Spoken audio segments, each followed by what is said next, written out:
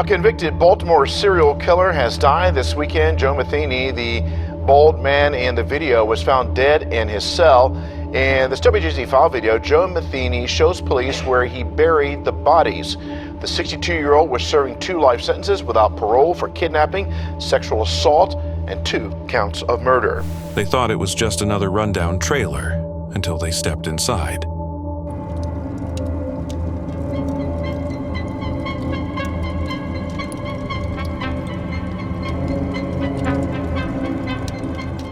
In the sweltering summer of 1996, Baltimore police uncovered one of America's most disturbing crime scenes. Scattered bones littered the floor. The fridge was full of plastic tubs, filled not with leftovers but human flesh. The man responsible? Joseph Roy Metheny, 6 feet 1 inch, 450 pounds, eerily calm and smiling. "I killed them, cut them up, and some of them I ate." This is the true story of America's forgotten cannibal serial killer. Joe Metheny was born in 1955 in Essex, Maryland. His early years were difficult. His father was an alcoholic who died in a car accident when Joe was just 6 years old. His mother then had to raise him and his siblings by herself. The children were mostly left alone while she worked long hours, often working double shifts. Joe was not given much emotional support or supervision as a child, and this neglect had a lasting impact. Joe was angry and introverted as a teenager. He didn't have many friends and began showing signs of violence. He had a history of torturing animals, which was a disturbing sign that something was seriously wrong. At the age of 18, he joined the military. He later claimed to have served in Vietnam, although this wasn't true. According to his official military records, he never left the country. It seemed even his idea of war was a lie he told himself. In the years that followed, Joe's life spiraled further. He developed an addiction to crack, cocaine, and alcohol, and he spent most of his time intoxicated or high. He often lived under bridges or in abandoned buildings as he lacked a stable place to live. Angry and broken, he became a wanderer, roaming the night like a predator. Then, in 1994, something happened that pushed Joe even further over the edge. One day, he discovered that his partner and their young son had left when he returned home. He believed she had left him for another man and taken their son with her. This belief became an obsession. This was the ultimate betrayal in his view, even though there isn't much proof to back up his account of events. And it became the spark for everything that came next. Shortly afterwards, Joe went to a homeless camp under a nearby bridge with an axe.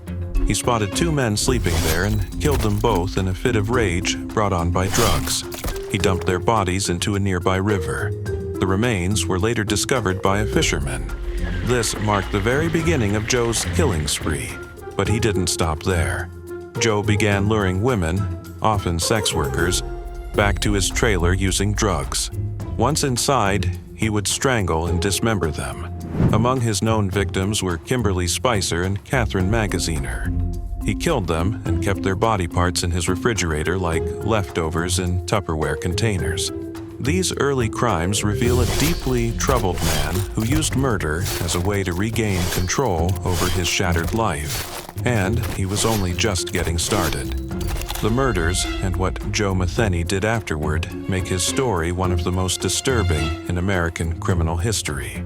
After killing several of his victims, he mashed up their flesh, mixed it with beef and pork, and served it to unsuspecting customers at a roadside barbecue stand.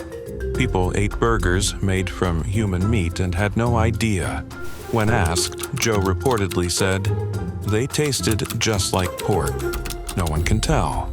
Killing became more than just a violent act for Joe, it was a whole ritual. He would use drugs to entice ladies into his trailer, where he would strangle them. He kept body parts in his fridge or freezer while smoking crack, drinking beer, and grilling meat, sometimes only feet away from the decomposing remains. This gave him a sense of power in his twisted world. He no longer needed to search for victims, they came to him. The mask Joe wore in public was what made him even more dangerous, even though he was a massive man. More than 6 feet tall and around 450 pounds, he seemed composed and would walk calmly. Those who worked with him said he was nice, polite, and funny. There was nothing suspicious about him, but behind that calm personality was a killer who had completely lost his humanity. Joe's murder of Kimberly Spicer in December 1996 marked the beginning of his downfall. This time, he couldn't get rid of the body fast enough. He asked a friend for help, but the friend instead went to the police. Officers were appalled by the discovery of bloodstains, saws, knives, suspicious meat in the refrigerator, and Kimberly's body covered in a tarp when they looked into Joe's trailer. During the inquiry, Joe shocked everyone. He openly confessed to killing 8 people and said there may have been more, perhaps even more than 10. He admitted to cutting up some of the victims while they were still alive. He showed no remorse. He even said, "The only thing I feel bad about is not killing the bitch who took my son." Joe initially claimed that his crimes were motivated by revenge, but later he confessed it became about the thrill of hunting and killing. Patrick Wayne Kearney, the trash bag killer. John LeMay was last seen at Redondo Beach, California in 1977. He had told people he was going to meet someone named Dave. His dismembered body was discovered in the Mojave Desert a few days later, packed inside trash bags. The scene was terrifying. When police began their investigation, the name Dave directed them to a small, quiet home in California. A calm, polite, and tidy man answered the door. But his name wasn't Dave. Patrick Wayne Kearney was his real name. He didn't look like a killer. He was humble, worked as an engineer, and led a quiet life with David Hill, who was his partner. But beneath that quiet exterior was a much darker truth. Patrick was born in 1939 in East Texas. He was a small, sickly, and awkward child. His mother was cold and detached, and his father was emotionally distant. Patrick had a difficult childhood. He experienced constant bullying at school because of his size, his voice, and simply being different. But instead of fighting back, Patrick shut down. He withdrew from the outside world and escaped into his thoughts. At first, he dreamed of getting back at the bullies, but those fantasies become more sinister over time. He began to imagine their deaths and even took comfort in the idea. His thoughts eventually became twisted, linking violence with arousal and even feelings of power. These weren't just passing ideas. Every night, these thoughts would play out in his mind like a movie, and no one ever asked what was going on in the mind of the quiet boy in the corner. Patrick tried to lead a typical adult life. He was married for a short time and was in the Air Force, but the marriage was short-lived. He met David Hill after leaving the military. The two became romantic partners and moved in together in California. To others, they seemed to be just another quiet couple.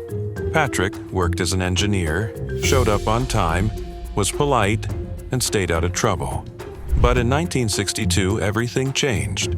On a California road, Patrick picked up a teenage hitchhiker. Without warning, he pulled out a small .22 caliber pistol and shot the boy in the head. Then, he sexually abused the body and dismembered it. He buried some parts. Others he left for animals to take care of, and he felt powerful instead of guilty after that. Over the next decade, Patrick became more methodical. He looked for vulnerable individuals on the roads, mostly runaways, young boys, and drifters. He carried gloves, cleaning supplies, and trash bags. He would kill them with a single shot to the head, then defile the bodies, cut them up, and bury them in the desert or in forests. He became known as the trash bag killer, a soft-spoken man who hid unimaginable darkness behind a polite smile. Some of his most heartbreaking victims were children. Ronald Dean Smith, age 5, was one of them. Patrick lured Ronald into his car when he was playing with a toy truck outside his house. He smothered the kid and disposed of his body in a remote area, leaving no trace or witnesses. These areas were carefully chosen, far away and isolated, to avoid attention. Another young victim, 8-year-old Merle Chance, was walking home from a nearby store when Patrick pulled up and offered him a ride. Merle, like Ronald, never made it home. Despite all of this, Patrick led a seemingly normal life. He and David Hill lived in a tidy and well-kept home. Investigators always doubted David's later claims that he had no idea what Patrick was doing. There were strange smells, odd hours, and tense moments that couldn't be explained. Did David not know, or was he just too scared to ask? When a man named John LeMay disappeared, everything began to unravel. He had told someone he was going to meet Dave. That clue led police to Patrick and David's home, but the two ran away before they could be taken into custody. They traveled across states, living like the same kind of drifters Patrick used to prey on. They eventually went into a Texas police station and gave themselves in after being pressured by the media and law enforcement. What happened next shocked everyone. Nothing was denied by Patrick. Instead, he calmly confessed. He stated victims' names, explained how he killed them, and even provided information about what he did to their bodies. His voice lacked emotion, only cruel, clear facts. Authorities were able to confirm 21 of the 28 victims he confessed to killing. To avoid the death penalty, Patrick pleaded guilty. He was sentenced to life in prison without parole. He is still imprisoned at Mule Creek State Prison in Ione, California today. He doesn't write, speak, or give interviews. He simply exists, silent and alone. To this day, no one knows the full extent of his crimes.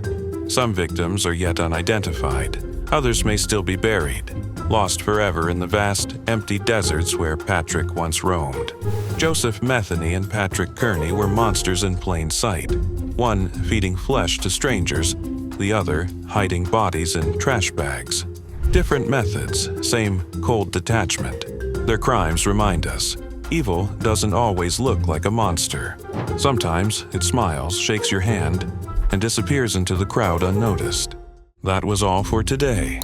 Do not forget to like and subscribe to the Suspense Room to unlock more stories.